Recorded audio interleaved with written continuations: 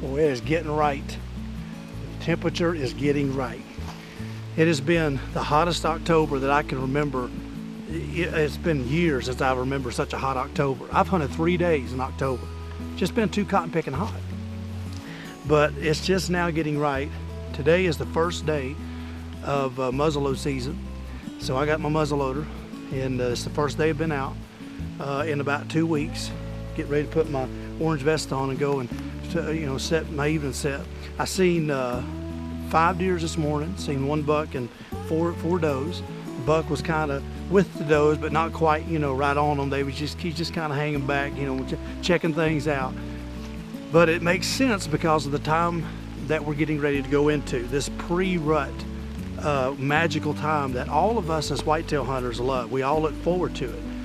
Now, a lot of people say, oh, I love the rut. Well, I really don't care for the rut, quote the rut, because when they're locked down here like 2 or 3 weeks, when all the big bucks get locked down and they just don't move, and and the does don't move very far and the bucks don't move very far, it can even get tough. You have to be right in their bed, or you have to be right close to it and just catch them, coming to and fro, and it can be tough, but it can be done.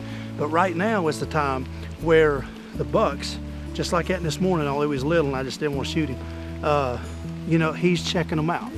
He's checking. But I try to do 2 or 3 things every year that kind of helps me get me in the right spot in order to kill a buck in this time of the season. And we're going to be discussing that.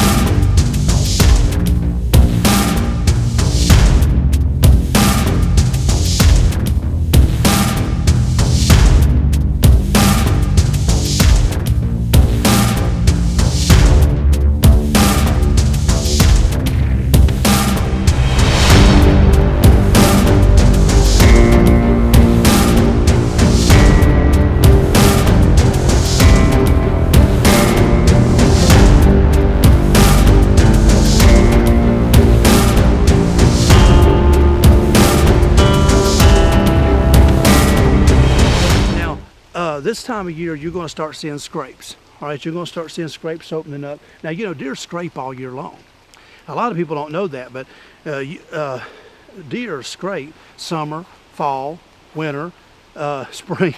Now, when we say scrape, what do we mean? Well, they're just digging into the earth, just digging around. Maybe they're digging for acorns, maybe they're digging for browse, but they're scraping, okay? Something you can see, but they're not them breeding scrapes. That's not them breeding scrapes that you see right now. When you see a big scrape that's the size of the hood of your vehicle or close to it, that's a breeding scrape. They're usually going to be out in the open. They're not going to be tucked way back in the timber. They're going to be a breeding scrape where they can, where they can be out in the open where other bucks can see them.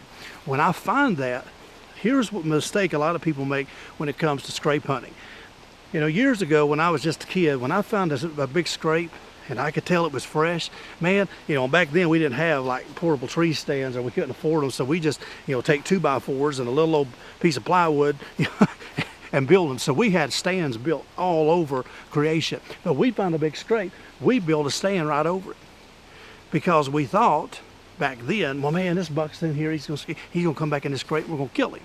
But you'd sit there for day after day after day after day after day, and nothing would happen. You'd come back, the next day, he'd work it, but he'd work it at night. Well, after trail cams come out, we started realizing it was the majority. The majority of the scrapes was worked at night. It's not saying they won't work them during the day. They will. I've seen them, but you'll see them more often at night. Now, here's the thing you got to remember. Somewhere in that vicinity, when you're sitting on your stand and that fresh scrape has been worked the night before, somewhere that deer is there. Maybe 150, 200 yards, 300 yards in that vicinity, that deer is there. He's in earshot of you. So how do you get him to expose himself up there where you can see him? Well, here's the little things that I do when I find a scrape this time of year. Where it's legal, which I know some states are kind of weird about it now, but I use doe and estrus. Whatever your favorite brand is. I like Code Blue myself. That's what I've had more success with than anything, but I like Code Blue. And what I do is I try to freshen that scrape up. I'll put me a drag rag. I'll drag my scent in, out, in. I'll put 2 or 3 rags up around my stand. I want as much scent going out through them woods as possible. Okay? I want as much doe estrus going out through there as totally possible when I'm over a big scrape. Does it make a difference? Hey, he could be out there 150 yards bedded down in a thicket, and he get a whiff of that, you know, or maybe he's just browsing and he gets one little whiff of it, and it brings it, because he knows that scrape's there. So I never ever hunt over a scrape where I don't freshen it up. If I have to use a whole bottle within a week, I'll freshen that sucker up, because I believe it makes a difference. And I've seen bucks come to scrapes in daylight hours where I believe honestly they wouldn't have even showed up, you know, had it not been for just putting that there. So try to use as much deer lure as you can this time of year when you find a scrape, if you're going to hunt over that scrape. And when we're talking about scrapes, you know, maybe hunting over that scrape isn't the best ideal. Maybe you need to hunt between, from where he's bedded, or if you know kind of what area he's bedded, maybe a thicket, and the scrape. Hunt between it, because, you know, before dark, he may be on his way back, and you may catch him between. So it's all about trails. It's all about finding them trails with the heaviest rubs on them. Little things like that will help you. So if you're hunting over a scrape, or you're hunting on a rub line to a scrape, that is a buck travel alley that will pay off this time of year if you can find them. Something else I do this time of year, and we've talked about it over the years on the channel here, you know I'm a big proponent of calling deer. I never ever leave my truck without a grunt call this time of year. I really do believe that grunt calls pay off big time, especially this time of year right here. Why? Think about it again. He's out there bedded somewhere. You're in his home. He might be 150, 200 yards out there, but that grunt call, he may be bedded there at say 3:30 in the evening, okay, or 9 o'clock in the morning, and all of a sudden you're hitting that grunt call every few minutes or every 30 minutes or something, and he hears it, and it piques his interest, and he gets up and he starts moving towards you. Whereas if you didn't have it, he may not have. He may stay there all day. So even if you're not seeing deer, even if I'm not seeing them and I know I'm in a good area, I'm on that grunt call at least at least once every 30 minutes or so. Because you say, well, that might be overdoing it. Listen, deer hear other deers all day long. You ever think about that? Their ears is like radars.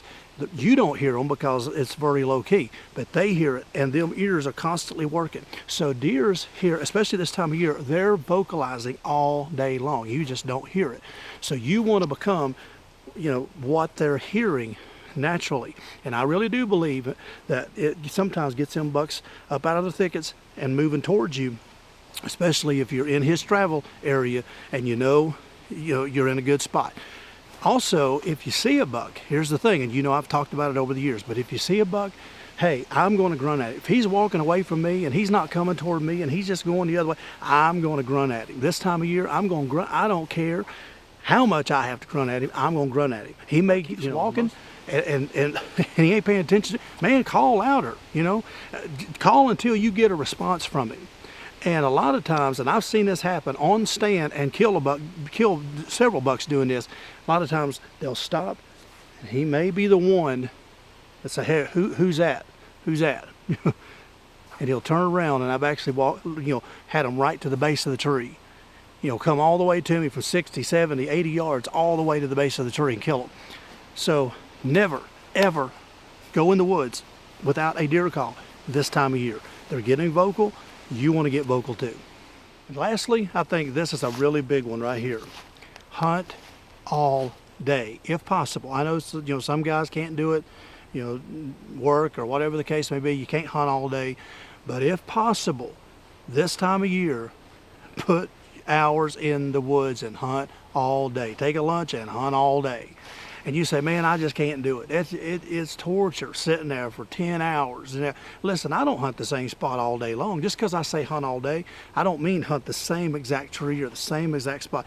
Now, there has been times I have done that, and boy, that is rough. But if I'm in a real good area and the deers are just moving through there all day long, maybe it's open the deer rifle season, or maybe, it's a place where other people are pushing deers and I just seeing deer all day long. Yeah, I might stay in there all day. But most of the time, I've got a morning spot. I leave that spot about 10:30, 11 o'clock, maybe, it depends. And then I'll go to my midday spot, then stay there a while, eat lunch there, and then go on to my evening spot and finish out the day. So it kind of breaks the monotony. You don't have to sit there and, you know, be stiff, get up and move around. But when you move, you know, don't take your sweet time. Just kind of move through there, get where you need to go, sit down and get comfortable. Because all day long, deers can be moving.